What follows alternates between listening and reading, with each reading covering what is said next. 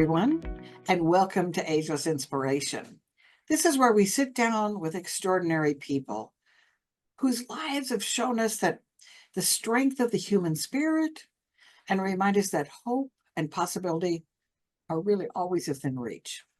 Today's guest is a very special lady. Her name is Elena Czarnowski, who has dedicated her life to igniting curiosity and empowering young minds. After a very successful career in business development with IBM and AMD, Elena followed her passion into education, pioneering STEM programs and inspiring students across the globe. She's the founder of Kid Laboratories, which she calls more than just an education company, it's a movement. With a motive, educate, motivate, coach. Kids Lab is reimagining learning for today's families through homeschool programs, summer bridge programs, and digital courses that equip kids with both technical knowledge and real-world skills. Oh, we have so much in common. And I have to say, Elena, your mission resonates deeply with me. Through my own work, through the STEAM Race to Space Reading Challenge, I've seen how powerful it is when students are given opportunities to dream big and build confidence and see themselves as future innovators. I can't wait to explore how your vision and mine intersect, Elena. Welcome. So let's talk about it. Your journey expands business, technology, and education. When you look back, what thread ties all those experiences together for you? Well, probably lifelong learning. So I got lucky. I love learning as a youth, and I just really was gravitated toward the sciences. I thought initially in school I was going to be a math teacher. I just loved mathematics so much. And I had an amazing math teacher. So, once you see those models, you think that's what you'll do. I went on to college and earned a degree in economics and mathematics. But that's when I kind of stumbled into tech. After that, I decided to, I always say, fall in love, get married, and have my kids. And that's what I did. And so during nap time was the first time with my first son. I had a little extra time, 2 hours a day. I took my first digital course. Then I had two more children. I had a son, Levi, and then the third son we adopted. So I was really busy in the home, but I kept on learning. I take more courses online. I'm a big reader and I just love learning. So it was my church school, St. Peter's Catholic School, that needed a science teacher. And they said, okay, there's two roles. You can become the science teacher for sixth, seventh, and eighth, or we would really love a STEM program. Would you be willing to create a STEM curriculum from kindergarten to eighth grade? And that sounded way more fun, but I was intimidated because there was no materials, not a book, not a curriculum. So I decided at first, I was going to do the just the science teaching, but it was just too exciting that in the end, I chose the STEM program. It catapulted Kid Laboratories. I created all the curriculum there, and it was the best experience. And I write about this in my book. I have a book coming out, Future Proof Kids. The reason it was the best experience is because I was learning. It was so easy for me. I was on autopilot with the content. I was teaching computer science. I was teaching electricity and gear systems. I was teaching all the things I loved, that I got to really come in as an observer of the student and learn what messages work with students and learn what messages fall flat. And I make a joke in the book, being too aggressive or being condescending never really lands with students. It's always lead with love. But I learned from kindergarten through eighth grade, it's about fourth grade when the content for science or math gets a little bit more challenging. It's not just what they've learned in their life experience, that they start to identify like, oh, I'm not a math student, or I don't like science. And so it's really integral to make what I call Kid Coaching 101. It sounds like you have some experience with this too. These certain messaging to let them understand that this is part of the process. Now we're not just here to learn what we already know, which is, integrating and applying what we've learned. But now we're going to feel some sting, we're going to feel some discomfort, but we're going to lead into that. And knowing that can make all the difference. And I have so many case studies working with students and how to bridge that gap.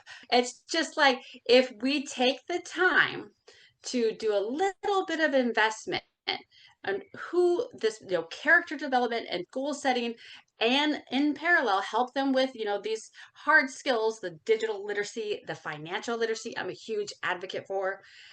The trajectory of each student is whatever their heart's desire. I truly believe that.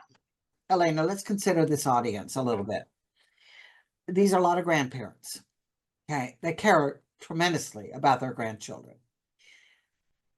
May not even understand STEM. So let's go back to 101, okay? Let's go back to pre-101. Explain STEM for the grandparents that may not be completely tuned into what it is. Explain what it is, and explain how important it is to introduce kids to STEM, as this is the future of our planet. Yes, Take it away. absolutely. Okay, so STEM is an acronym that stands for science, technology, engineering, and mathematics. And the STEM, push is for educators to focus on these subjects, because we know that these subjects produce two things: that's growth and innovation. And these two things are really great for prosperity. Okay. And so we've seen this for decades, decades and decades, focusing on science and technology and engineering and mathematics all together helps us grow. It's been, the history of the world. However, just this last 2 decades, there's been this curriculum shift in most public schools and private schools to really start this learning early, to integrate more specifically engineering skills at a younger age. And the reason this is so important, and I think so many of us can really relate to this, is because if you're introduced to these concepts at a young age, it's not a burden to learn something when you're older, even in college. So when they grow up, it's just their new language. They don't have to go back and retrain into something. And that's what I'm a really big advocate for, is giving kids the tools, these literacies, technical literacy and financial literacy at a young age. So it's just their knowledge. They're not burdened to go back and go, oh, what did I not pick up? Yeah, beautiful. So if I could understand just a little bit about how you teach the kids. Is it is it in person or is it online? Because you do homeschool and you do summer programs. So let's talk a little bit about the program, and then we're going to roll into some other questions. But so yes, please take that up. Take that Okay. on. So I just spoke to another person about I don't know if you know this, but on October 5th, it's a World Teacher Day. And it's so exciting because this year's theme for World Teacher Day is collaboration. So at Kid Laboratories, we believe that education is a triad, right? A triangle. There's teacher, there's student, and there's family. And it's Right, not just parents, it is family. I know right. my mom's in there in the weeds with my kids too. So what we started with Kid Laboratories is my love, and my husband too, he's also an engineer. We love math and science. So we started summer courses where I teach live at local community centers. I say I trick them into learning, but we just make it fun, and they're getting in all this back end academic curriculum. But what I learned after teaching for many summers was that the student body that I love the most is the 11 to 14-year-old students. That's the middle adolescents, the middle schoolers. They were missing. And what I propose is the reason they weren't at the community centers was that they're a little bit older, so they can kind of be home. They don't have to have someone watching out for them. So I created digital courses and virtual courses for these students. And these are elevated courses of course content that I saw missing in the school system. Some schools are adopting content, but so that first course I created was Goal Getter. That's character development and goal setting. I'm so proud of this course because I feel like sometimes that's missing when we're really talking about virtue, when we're talking about values, when we propose to the student, who do you want to be?